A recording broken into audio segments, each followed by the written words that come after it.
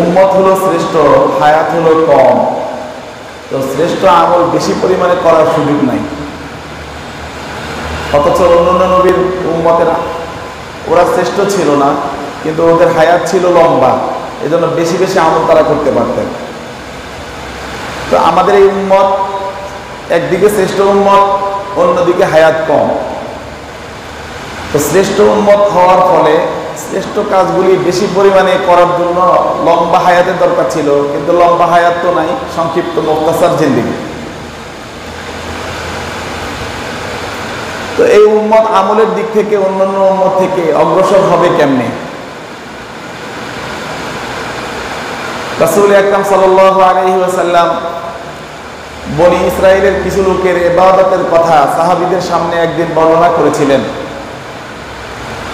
বনি ইসরাইলের এক লোক ছিল 1000 বছর শুধুমাত্র জিহাদে কাটাই দিয়েছিলেন। এভাবে পূর্বের যুগের নবীরা পর্যন্ত দীর্ঘকাল আল্লাহ রাব্বুল ইজ্জতের ইবাদতে লিপ্ত ছিল। এই ইতিহাসগুলা যখন সাহাবীদের সামনে বর্ণনা করা হয়েছে, সাহাবীরা নিজেদের ভিতরে একটা ঈর্ষা জন্মলাভ করেছে এবং একটা পেরেশানির ভাব তাদের মুখের মধ্যে পরিলক্ষিত হয়েছে। নিজেরা চিন্তা করতে লাগলো, আমাদের হায়াত যেহেতু কম, আমরা তো উত্তম আমল, শ্রেষ্ঠ আমল বেশি পরিমাণে করার সুযোগ নাই, যেহেতু হায়াত কম। তো নিজেদের ভিতরে যখন একটা পেরেশানি, একটা বেচাইনি যখন দেখা দিল, আল্লাহ রাব্বুল আলামিন সঙ্গে সঙ্গে হযরতে জিবরাইল আলাইহিস সালাতু ওয়াস সালামকে সূরাতুল কদর নিয়ে রাসূলের কাছে আসার জন্য হুকুম দিয়ে দিলেন, যাও তাড়াতাড়ি আমার উম্মতে মুহাম্মাদীকে সুসংবাদ শোনায়া দাও। বনি ইসরাইলের লোকেরা দীর্ঘ হায়াত পাওয়ার কারণে জিহাদের মতো এক মহা গুরুত্বপূর্ণ আমল লাগাতার 1000 বছর করেছে।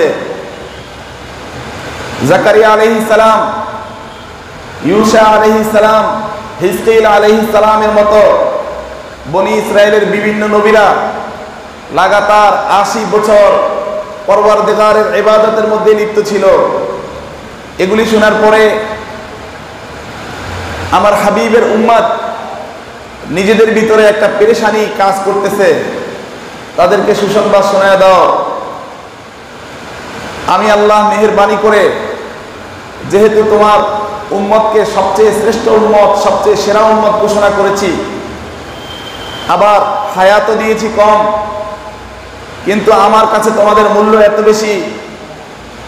ওরা 1000 বছর শুধু জিহাদে লিপ্ত ছিল, আর আমি তোমাদেরকে প্রত্যেক বছর এমন এক রজনী দান করব, যেই রজনীর দাম 1000 মাসের ইবাদতের থেকেও বেশি।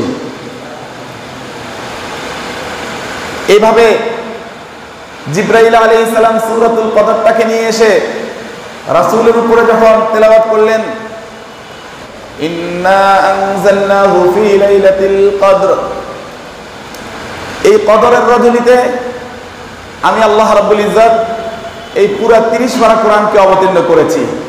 সুবহানাল্লাহ। তো 30 পারা কোরআনকে এই রজনীতে অবতীর্ণ করার দ্বারা এই রজনীর মূল্য বোঝানো হয়েছে, যে দেখো কোরআনে কারীমের থেকে উত্তম আর কিছু হতে পারে না। রাসূল আকরাম সাল্লাল্লাহু আলাইহি ওয়াসাল্লাম ইরশাদ করেন, আল কোরআন আহাব্বাল্লাহি মিনাস সামাওয়াতি ওয়াল আরদি ওয়া মান ফীহিন্না, কোরআন আল্লাহ রাব্বুল ইজ্জতের কাছে আসমান জমিন, আসমান আর জমিনের মধ্যবর্তী যা কিছু আছে এই সব কিছু থেকে সবচেয়ে বেশি প্রিয়। তো আসমান আর জমিন থেকে সবচেয়ে বেশি প্রিয় হলো কোরআন, আর ওই সবচেয়ে বেশি প্রিয় কোরআন যে রজনীতে অবতীর্ণ হলো, ওই রজনীও সবচাইতে বেশি প্রিয় হবে, সবচেয়ে দামি হবে। এই রজনী যে মাসের মধ্যে আছে, ওই মাসটাও আল্লাহর কাছে প্রিয়। 1 নাম্বার বৈশিষ্ট্য। 2 নাম্বার বৈশিষ্ট্য হলো ওয়ামা আদরা লাইলাতুল কদর, লাইলাতুল কদরি খায়রুম মিন আলফি শাহর। ইয়া রাসূলুল্লাহ, আপনি কি জানেন কদরের রজনীর কি মূল্য? কদরের রজনীর মূল্য হলো খায়রুম মিন আলফি শাহর, হাজার মাসের ইবাদত অপেক্ষা উত্তম। অর্থাৎ কেউ যদি 1000 মাস ইবাদতে লিপ্ত থাকে, আর এর বিপরীত যদি অন্য কেউ এই রজনী যদি পেয়ে যায়, তাহলে ওই 1000 বছর 1000 মাস ইবাদত করার চেয়েও এই লোকের ইবাদতের মূল্য আল্লাহর কাছে বেশি। আল্লাহ তাআলা সমানও বলেন নাই, 1000 মাসের সমতুল্য এ কথা বলেন নাই, বলছে এই রজনীর মূল্য 1000 মাসের থেকেও বেশি। কত বেশি সেটাও বলেন নাই। এত বেশি এর কোনো সীমা রেখা নেই। আল্লাহর খাজানাতে কোনো অভাব নেই। যে যতটুক ইয়াকিনের সাথে, বিশ্বাসের সাথে, ঈমানের সাথে, ইয়াকিন এবং আল্লাহ রাব্বুল ইজ্জতের গভীর মুহাব্বতে যেই পরিমাণে ইবাদত করবে, আল্লাহ তাআলা ওই পরিমাণে কদরের সওয়াব তাকে বাড়াইয়া দিবে।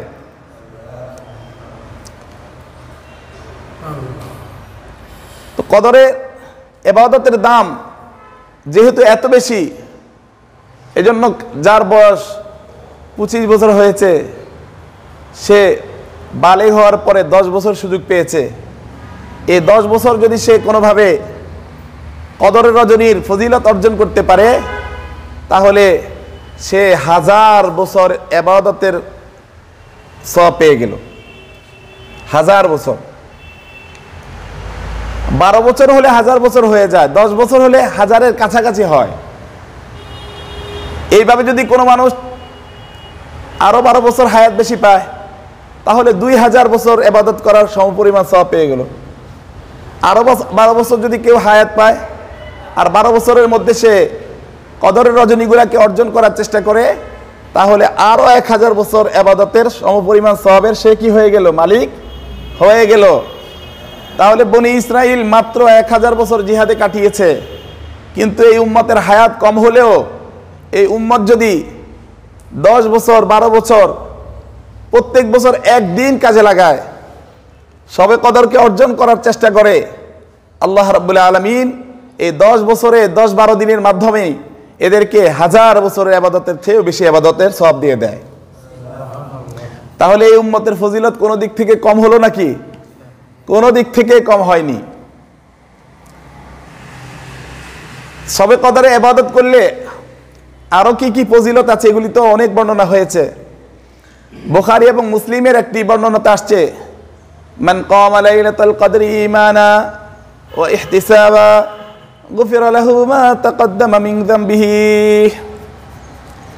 কদরের রজনীতে কোনো মানুষ যদি ঈমানের সাথে সওয়াবের আশায় ইবাদত করে, আল্লাহ রাব্বুল আলামিন পিছনের জিন্দেগির तमाम গুনাহ খাতা মাফ করে দিবেন।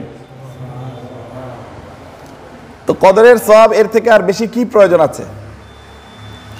এখন আমাদেরকে জানতে হবে শবে কদর কবে। রাসূল আকরাম সাল্লাল্লাহু আলাইহি ওয়াসাল্লাম সাহাবীদেরকে শবে কদরের সুনির্দিষ্ট তারিখ শোনানোর জন্য বের হলেন। তো পথিমধ্যে দুইজন ব্যক্তি আপসের মধ্যে ঝগড়া বিবাদ করতেছে। তো রাসূল তাদের বিবাদকে শেষ করে দেওয়ার জন্য যখন গেলেন, তো জেহান থেকে শবে কদরের সুনির্দিষ্ট তারিখটা ভুলে গেলেন। এ ভুলে যাওয়ার মধ্যেও হিকমত আছে, রহস্য আছে। আল্লাহই ভুলে দিলেন, মূলত রাসূল বলেন নাই, আল্লাহ ভুলে দিলেন। কারণ শবে কদরের তারিখটা যদি সুনির্দিষ্ট থাকে, তাহলে মানুষ তো মনে করবে অমুক দিন শবে কদর। যেমন বর্তমানে ভুল বুঝে আছে 27শে রমজানকে শবে কদর মনে করে, এটা হলো সম্পূর্ণ ভুল। আমি গত বছরও বলছিলাম 27শে রমজান শবে কদর এটা সুনিশ্চিত নয়, এটা হলো সম্ভাবনাময় শবে কদরের রজনীগুলির মধ্যে একটি। হইতেও পারে, নাও হইতে পারে। এই বছর হইলে আগামী বছর হবে না, আগামী বছর হইলে পরের বছর হয়তো নাও হতে পারে। সম্ভাবনাময় একটি রজনী থেকে 27শে রমজান, সুনিশ্চিত নয়। তো হুজুরকে ভুলে দেওয়া হয়েছে কেন? ভুলাই দেওয়া হয়েছে উম্মত যাতে এই রমজানের মতো এক মুবারক মাসে বেশির থেকে বেশি ইবাদতের সুযোগ পেয়ে যায়। শবে কদর যদি সুনির্দিষ্ট হয়, তাহলে ওই রজনীতেই শুধু ইবাদত করবে, এর অতিরিক্ত করার চেষ্টা করবে না, পুরা বছর বসে থাকবে, ওই রজনী আসলে ইবাদত করবে। আল্লাহ তাআলা এটাকে অনির্দিষ্ট রেখে এর মধ্যে রহস্য রেখেছেন যে এই রজনীর তালাশে অন্তত কিছুদিন অথবা কিছু বেশি ইবাদত হলেও মানুষ করবে। এজন্য রাসূল সাল্লাল্লাহু আলাইহি ওয়াসাল্লাম বলেন, বুখারী শরীফের হাদিস, তাহাররাউ লাইলাতুল কদরি ফিল বুত্রি মিনাল আশরিল আওয়াখির মিন রমজান, তোমরা শবে কদরকে রমজানের শেষ দশকের বেজোড় রাত্রিসমূহের মধ্যে তালাশ করো। তো যেহেতু রমজানের শেষ দশকের বেজোড় রজনীর মধ্যে তালাশ করার জন্য বলেছেন, এজন্য শুধুমাত্র শবে কদর পাওয়ার আশায় 27শে রমজানে রাত জাগরণ করলেই চলবে না, বরং 21 তারিখ থেকে শুরু করে 29 তারিখ পর্যন্ত প্রত্যেকটা বেজোড় রাত্রিতে শবে কদর পাওয়ার আশায় কদরের রজনীতে যে ইবাদতগুলির কথা বলা হয়, বেশি বেশি নফল ইবাদত করা, বেশি বেশি তাসবিহ পড়া, তিলাওয়াত করা, সাদকা করা, তাহাজ্জুদ নামাজ পড়া ইত্যাদি ইত্যাদি, দোয়া মুনাজাত করা, এগুলি এই রজনীতে একটু বেশি পরিমাণে করতে হবে। 21, 23, 25, 27, 29 এই 5 রজনীতে এই ইবাদতগুলি যদি করি, আল্লাহ করে যদি আমাদের ভাগ্যে থাকে কদরের রজনী, আল্লাহ তাআলা আমাদেরকে কদরের সওয়াব দিয়ে দিবে। এজন্য শবে কদর পরিপূর্ণ পাওয়ার জন্যে আমাদেরকে শুধু এক রাত্রির ইবাদত যথেষ্ট নয়। এখন আসেন, শবে কদর রমজান মাসের শেষ দশকের বেজোড় রজনীতে আমরা তালাশ করব।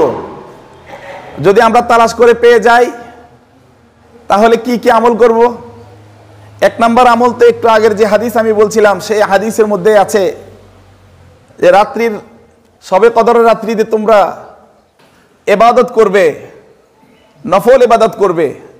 আমাদের মা বোনরা অনেক সময় পেরেশান হয়ে যায়, শবে কদরের নামাজ কয় রাকাত, কোন নিয়তে পড়বে, কোন সূরা দিয়ে পড়বে, কত রাকাত পড়বে, বিভিন্নভাবে তারা ভুলের শিকার হয়।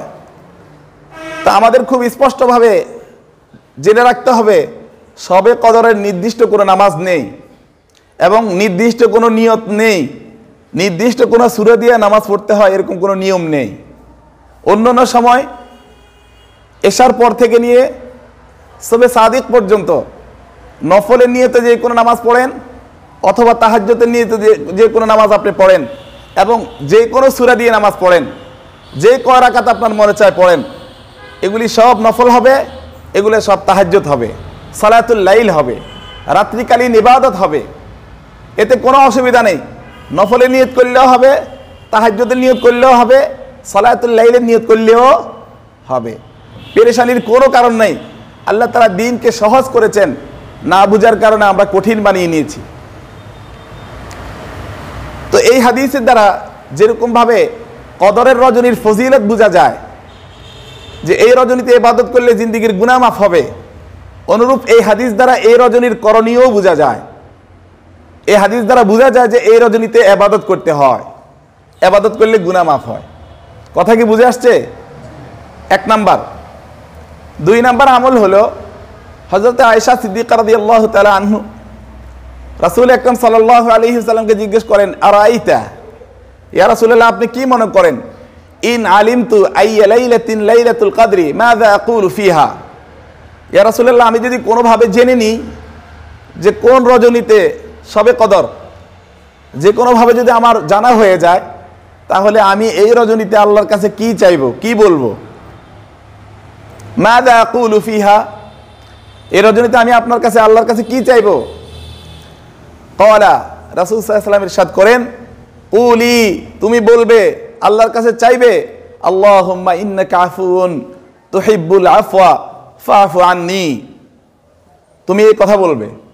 এটা আরবিতে বলছে, এখন আপনারা আরবিতে শিখা দরকার না? দেখি বলেন তো সবাই, আল্লাহুম্মা ইন্নাকা আফুউন তুহিব্বুল আফওয়া ফাআফু আন্নী। আল্লাহুম্মা ইন্নাকা আফুউন তুহিব্বুল আফওয়া ফাআফু আন্নী। অর্থ কি? আল্লাহুম্মা, হে আল্লাহ, ইন্নাকা আফুউন, আপনি বড় ক্ষমাশীল, তুহিব্বুল আফওয়া, ক্ষমা করাকে আপনি পছন্দ করেন, ফাআফু আন্নী, অতএব আমাকে আপনি মাফ করে দেন। শবে কদর হলো সবচেয়ে শ্রেষ্ঠ রজনী, এবং এই রজনীতে রাসূল সাল্লাল্লাহু আলাইহি ওয়াসাল্লাম যে দোয়া শিক্ষা দিয়েছেন, নিশ্চিতভাবে এই দোয়াটা সবচেয়ে শ্রেষ্ঠ দোয়াই হবে। কি বলেন?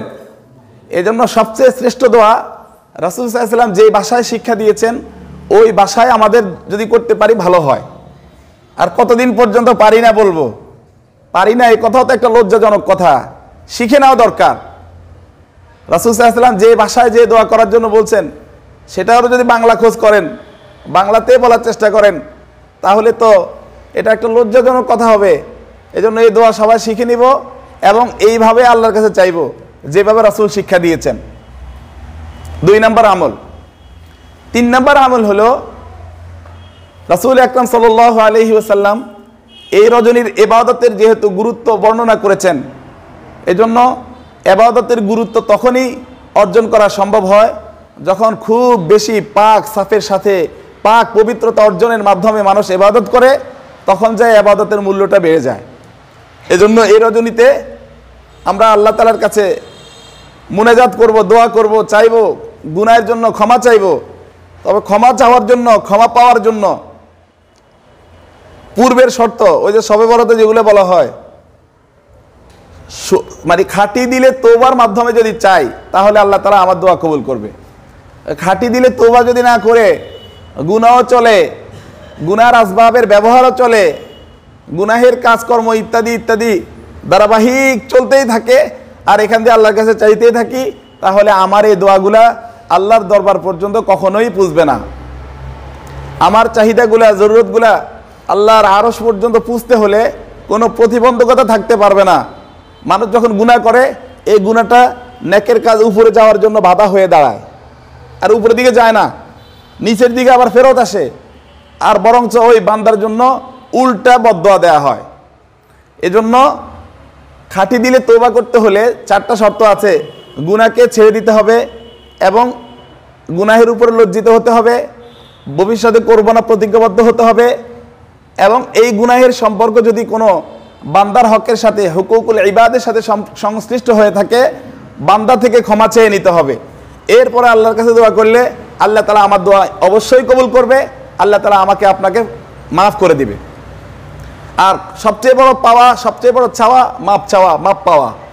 এজন্য আল্লাহ রাসূল সাল্লাল্লাহু আলাইহি ওয়াসাল্লাম এই শবে কদরের রজনীতে এই মাফ পাওয়া, ক্ষমা চাওয়া, ক্ষমা পাওয়া এত বড় এক দোয়া শিক্ষা দিয়েছেন। এর থেকে উত্তম, এর থেকে শ্রেষ্ঠ, এর থেকে দামি আর কোনো দোয়া হতেই পারে না।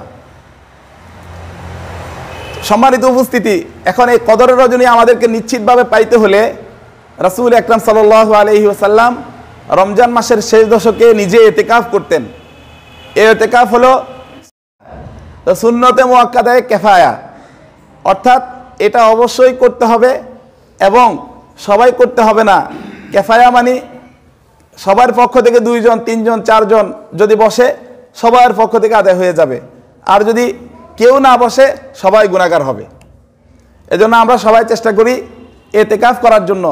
ইতিকাফ শব্দের অর্থ হলো অবস্থান করা, মানে আল্লাহর দরবারে আমরা মসজিদে এসে অবস্থান করব। কেন অবস্থান করব? যাতে আমরা কদরের রজনী পেয়ে যাই, আমাদের উদ্দেশ্য যাতে হাসিল হয়ে যায়, আমাদের জিন্দেগির গুনাহ যাতে মাফ হয়ে যায়। মানুষ যেরকম ধর্মঘট করে, অবস্থান করে দাবি আদায়ের জন্যে, ইতিকাফটাও হলো দাবি আদায়ের এক অন্যতম মাধ্যম। এর মাধ্যমে আল্লাহ তাআলা আমার আপনার দাবিগুলোকে পরিপূর্ণ করে দিবেন। ইতিকাফ করলে কি লাভ হবে? মানে ইতিকাফা ইয়াওমান ইবতিগা ওয়াজহিল্লাহ জারাল্লাহু বাইনাহু ওয়া বাইনান নারি 3 খানাদিক আবাদ মিম্মা বাইনাল খাফিকাইন। রাসূল আকরাম সাল্লাল্লাহু আলাইহি সাল্লাম বলেন, কোনো মানুষ যদি আল্লাহর সন্তুষ্টির জন্য শুধুমাত্র একদিন ইতিকাফ করে, তা আল্লাহ রাব্বুল ইজ্জত জাহান্নামকে তার থেকে 3 খন্দক দূরে সরায় দিবে। আর 1 খন্দকের দূরত্ব হলো আসমান আর জমিনের দূরবর্তী, এতটুক জায়গাকে 1 খন্দক বলা হয়। তো জাহান্নামকে যদি আমার থেকে এত দূরে যদি সরায় দেয়া হয়, এর অর্থ হলো জান্নাত আমার নিকটবর্তী হয়ে যাবে, জান্নাত আমার একদম কাছে হয়ে যাবে। 1 নম্বর সওয়াব, 1 নম্বর লাভ। আর একটা হাদিসের মধ্যে আসছে, আল মুতাকিফু হুয়া ইয়াতাকিফু যুনুব ওয়া ইয়াজরি লাহু মিনাল হাসানাত কামিলিল হাসানাতি কুল্লিহা। ইতিকাফকারী সমস্ত গুনাহ থেকে বেঁচে থাকে এবং সে ইতিকাফ করার কারণে বাহিরে মানুষ যে সমস্ত কাজগুলো করে ওই সমস্ত নেকের কাজ মসজিদে আসার কারণে, ইতিকাফে বসার কারণে সে বসতে পারে না, করতে পারে না। তো আল্লাহ রাব্বুল আলামিন বাহিরে সমস্ত মানুষ যে যে ফজিলতের কাজগুলি বাহিরে থাকার কারণে করতে পারে, সুযোগ পায়, ওই সমস্ত নেকের কাজ করলে যে পরিমাণে সওয়াব হবে, আল্লাহ রাব্বুল আলামিন যিনি ইতিকাফ করবে ওনাকে একাই সবগুলা সওয়াব একাই দিয়ে দিবে। এজন্য ইতিকাফ করলে জাহান্নাম দূরে যাবে, ইতিকাফ করলে গুনাহ থেকে মুক্ত থাকতে পারবে, ইতিকাফ করলে আল্লাহ রাব্বুল আলামিন অতিরিক্ত যে সমস্ত নেকের কাজ সে করতে পারছে না সেগুলো সওয়াব আল্লাহ তাআলা তাকে দান করবে। আরও ইতিকাফের অনেক ফজিলত আছে। আর ইতিকাফ করলে শবে কদর সুনির্দিষ্টভাবে সুনিশ্চিতভাবে পাওয়ার এক বড় সম্ভাবনা আছে, অবশ্যই পাওয়া যাবে ইনশাআল্লাহ। এজন্য আমরা ইতিকাফ যদি করি জীবনের বড় কামাই হয়ে যাবে আমাদের। আরও একটা বিষয় হলো সদকায়ে ফিতির। সদকায়ে ফিতিরের সম্পর্ক হলো ঈদের রজনীর সাথে। তো আমরা যেহেতু একটু আগে দেওয়ার চেষ্টা করি, এজন্য মাসলাটা আগে বলে দেওয়া দরকার। সদকায়ে ফিতির আসলে আদায়ের নির্ধারিত সময় হলো ঈদের নামাজে আসার আগে, আর এটা ওয়াজিব হয় ঈদের রজনীতে। কিন্তু আমরা যদি ইচ্ছা করে আগে দিতে চাই আগেও দিতে পারবো। আর যে সমস্ত মানুষের কাছে নেশাব পরিমাণ মাল থাকবে ঈদের রাত্রে, ওই সমস্ত মানুষের উপরেই সদকায়ে ফিতির ওয়াজিব হবে। যাকাত থেকে সদকায়ে ফিতিরটা সামান্য একটু ভিন্ন। যাকাতের মধ্যে যে সমস্ত মাল ব্যবসায়ী মাল, যে সমস্ত মাল ব্যবসায়ী মাল, সেই সমস্ত মালের উপরে যাকাত ওয়াজিব হয়।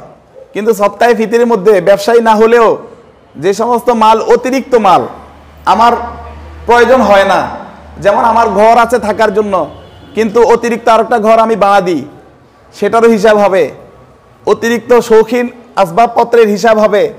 অতিরিক্ত প্রয়োজন ছাড়া যে সমস্ত জিনিসপত্র আছে দামি দামি জিনিস, সেগুলির হিসাবও হবে।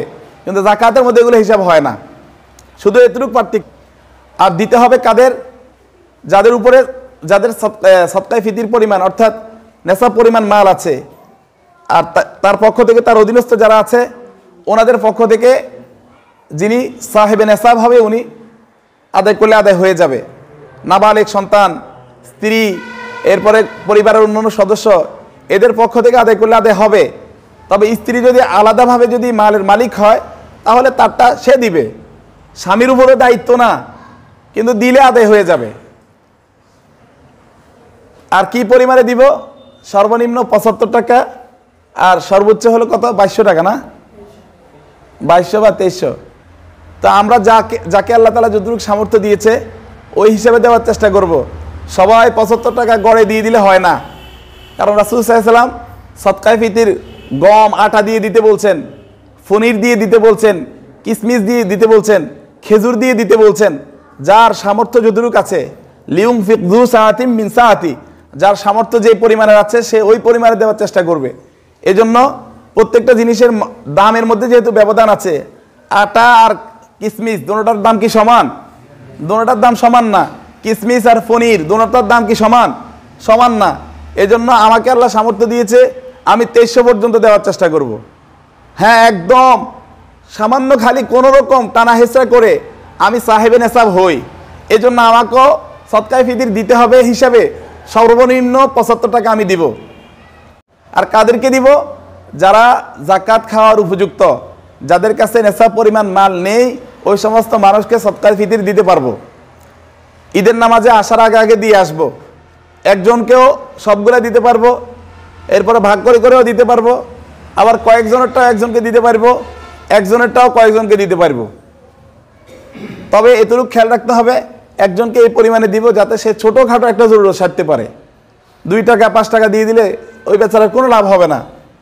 এই পরিমাণে দিব যাতে সে অন্তত 1 কেজি চাউল কিনে খেতে পারে, 1 কেজি ডাল কিনে খেতে পারে, চিনি কিনে খেতে পারে, একটা ছোটোখাটো জরুরত পুরো করতে পারে, তাহলে বেশি উত্তম হয়। আল্লাহ তাআলা আমাদের সবাইকে পরিপূর্ণ আমল করার তৌফিক দান।